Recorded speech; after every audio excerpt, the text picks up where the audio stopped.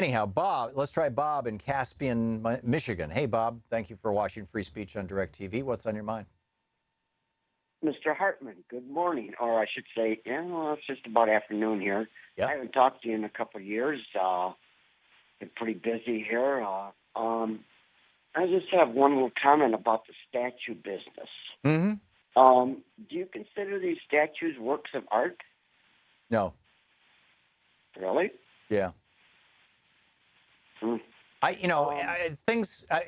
Okay. Let me give you one. If you saw a statue that was a bullet riddled body, no, I was going to say, would you consider that a work of art? I guess it depends. Art's in the eye of the beholder. What's your point, Bob? The point I'm getting, this business of tearing down all these statues and they're going to have good paintings. What's going to be next? Is Mount Rushmore on their list?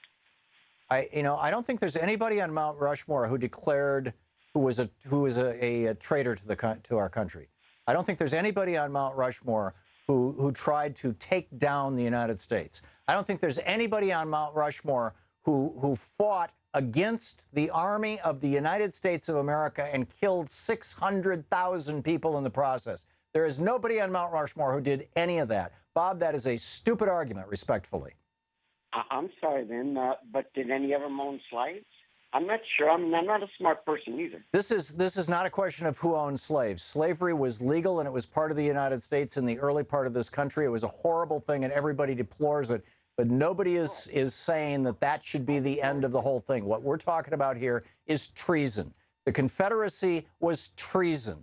The Confederacy still is treason.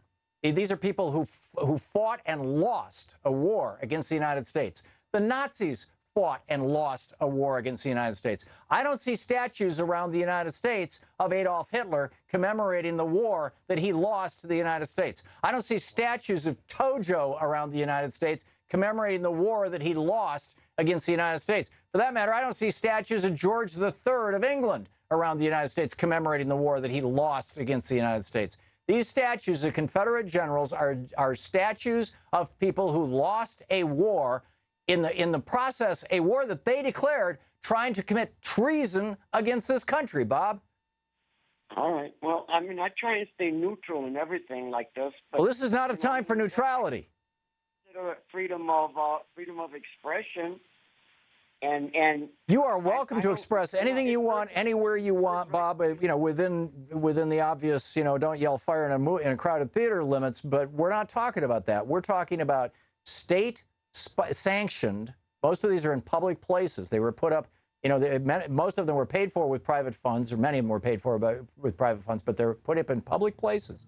These were sanctioned by municipalities and counties and states, and they need to be taken down by the cities and states, and they frankly need to be melted into slag iron. Bob, thank you for the call, or slag bronze, or whatever it is. This is nuts. Anybody would say, oh, it's just art, or oh, it's just our history. It's not our history. It's an attempt to revise our history. Tyrone in Denver, Colorado. Hey, Tyrone, thanks for watching Free Speech TV. What's on your mind today? Oh, well, when I spoke to your screen, I asked you if you were familiar with the concept of ritual condensation. I am not. Okay, basically, it's the way in which abstract ideas are simplified so that people can understand them, express them in culture. I noticed this kind of evolving in the evolving narrative of what went on in Charlottesville. Okay. That is, everyone seems to be focusing on the idea that these people were Nazis. And you say, well, they're un-American. So in essence, what you're saying is this is foreign versus American. And even people like Paul Ryan and Marco Rubio are saying, well, this racism has no place in American society. White supremacy and white racism are as American as apple pie. Oh, they were American before apple pies. The founding of our country. Yeah. If you're familiar with the book by Gerald Horne called Counter-Revolution of 1776, where he argues that the Revolutionary War was a conservative movement for the Founding Fathers to preserve their liberty to enslave others. I've heard the argument. Yeah. And I just noticed that everyone keeps saying, well, these people were Nazis. They were Klansmen, they were white supremacists, they were white nationalists. And Nazism has always found a home in the United States because it is complementary to white supremacy and white nationalism. Yep. And so I'm also going to have noticed that it's not just conservatives who engage in this form of ritual condensation. I notice it in you when you defend George Washington and Thomas Jefferson and say, well, they're not the same as Robert E. Lee. Thomas Jefferson and George Washington were from Virginia. If they were alive during the American Civil War, I'm pretty sure they would have sided with the Confederacy. I probably Washington. I'm skeptical that Jefferson would have, but who knows? Jefferson was a racist. Look at the notes Yes.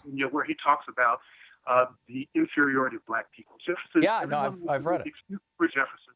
Jefferson was an inveterate racist. He raped Sally Hemings continually. He took advantage of every benefit of slavery. Yep. He wouldn't have been president without the institution of slavery. I agree. So don't make excuses for it. I'm not making excuses for it. I'm saying that's all true. That's part of our history. But he did not try to tear our country down. I said, had he been alive during the American Civil War, being a white male Southerner from Virginia, he probably would have sided with the Confederacy. Good chance, but we don't know. But does that matter? I mean, if you're suggesting that what we need to do is purge our nation of all symbols of slaveholders, I get that. What is it? Princeton is doing away with the John C. Calhoun stuff. And I understand the impulse, and I'm not broadly opposed to it.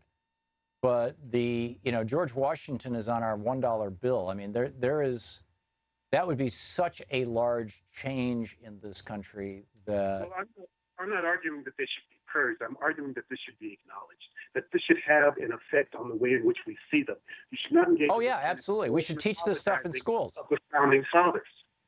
Okay, you don't have to get George Washington off the $1 bill to acknowledge that this man pursued a woman who escaped slavery during the Revolutionary War throughout his life. That he was dedicated to slavery. Yeah. No, you're right, Tyrone. You're absolutely right.